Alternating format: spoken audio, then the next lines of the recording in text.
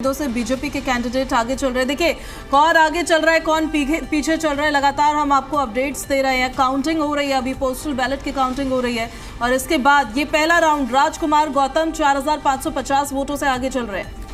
तो ये बड़ी जानकारी हम आपको दे रहे हैं और देखिए किस तरह से इस बार हरियाणा में तमाम पार्टियों ने अपनी पूरी जान झोंक दी थी और उसके बाद अब अगर उनके मुताबिक नतीजे नहीं आते हैं तो ऐसे में कहीं ना कहीं आगे तस्वीरें भी बदलेंगी। और आपको बता दें ये विधानसभा चुनाव इसलिए भी महत्वपूर्ण हो जाता है क्योंकि आगे चल के महाराष्ट्र में भी चुनाव होने वाले हैं और बीजेपी के लिए कहीं ना कहीं ये साख की लड़ाई बन गई है क्योंकि जिस तरह की तस्वीरें अयोध्या से देखने को मिली और उसके बाद तमाम अलग अलग राज्यों में नतीजे आए तो उसके बाद से कहीं ना कहीं कोशिश इस बार की गई थी कि हरियाणा और ऐसे के साथ साथ अलग अलग इलाकों में तस्वीरें बदले। लेकिन सीधे रुख कर लेते हैं हरियाणा का, हमारे सहयोगी वहां से जुड़ चुके हैं। क्या तस्वीरें और इस वक्त आप जहां मौजूद हैं क्या लोग हैं जो बातचीत कर सके, बता सके कि इस वक्त वो कैसा महसूस कर रहे हैं, क्या उम्मीद कर रहे हैं?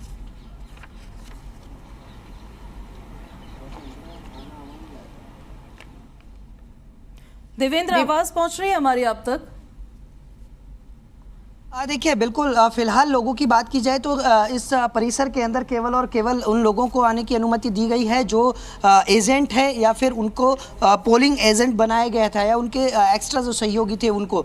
लेकिन फिलहाल जो शुरू हुई है काउंटिंग उसके मद्देनज़र पहला राउंड शुरू हो गया है चारों की चारों विधानसभा में और अब कुछ ही पलों बाद इन चारों जो पहला राउंड है उसका जो नतीजा आएगा वो सामने होगा और निश्चित तौर पर जी मीडिया पर सबसे पहले वो रुझान होंगे, वो आंकड़े होंगे। कुछ ही पलों का इंतजार है। लेकिन फिलहाल जिस तरह से लगातार पोस्टल बैलेट है, बादशाहपुर विधानसभा की बात की जाए तो लगभग 800 से ज़्यादा पोस्टल बैलेट हैं। 400 के करीब सोना विधानसभा में हैं और 300 के करीब पटौदी विधानसभा में हैं। और तो ये निश्चित तौर पर कहा जा सकता है कि धीरे धीरे जैसे जैसे पोस्टल बैलेट की गिनतियाँ पूरी हुई है और अब पहला राउंड चारों विधानसभा में शुरू हो गया है और कुछ ही पलों बाद इसके आंकड़े भी हमारे सामने होंगे और वो हम जनता तक पहुँचाएँगे।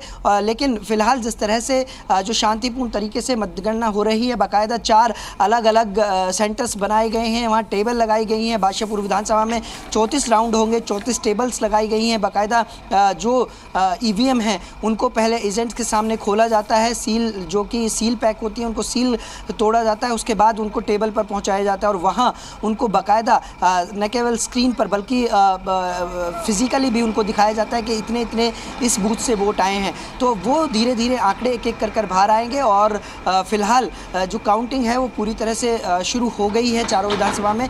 अब धीरे धीरे जो रुझान लगातार पोस्टल बैलेट के थे अब वो ईवीएम के निकलने शुरू होंगे और ईवीएम से ये मालूमात होगा कि आखिरकार जनता ने किसको जीत की तरफ अग्रसर किया है, किसको जीत दिलाने की मतदान किया है और कौन हारेगा। ये तमाम पहलू हैं। लेकिन ये कुछ ही घंटों बाद सुनिश्चित होगा कि हरियाणा में अगले 5 साल किसकी सरकार रहने वाली है। जी बिल्कुल ठीक कह रहे हैं आप देवेंद्र। रानिया से फिलहाल हम अपडेट दे देते हैं। अर्जुन चौटाला 2000 समथिंग वोटों से आगे चल रहे हैं, 2643 वोटों से फिलहाल वो आगे चल रहे हैं। बड़ी खबर आपको बता रहे हैं, रानिया से अर्जुन चौटाला 2643 वोटों से आगे चल रहे हैं। जो रानिया विधानसभा सीट है वो भी चर्चाओं का विषय रही है। इस बार यहाँ से रणजीत सिंह चौटाला भी चुनावी मैदान में है और दोनों एक ही परिवार के लोग। फिलहाल ये देखना दिलचस्प होगा कि रानिया की जनता ने किसको अपना प्रतिनिधित्व अगले 5 साल तक सौंपा।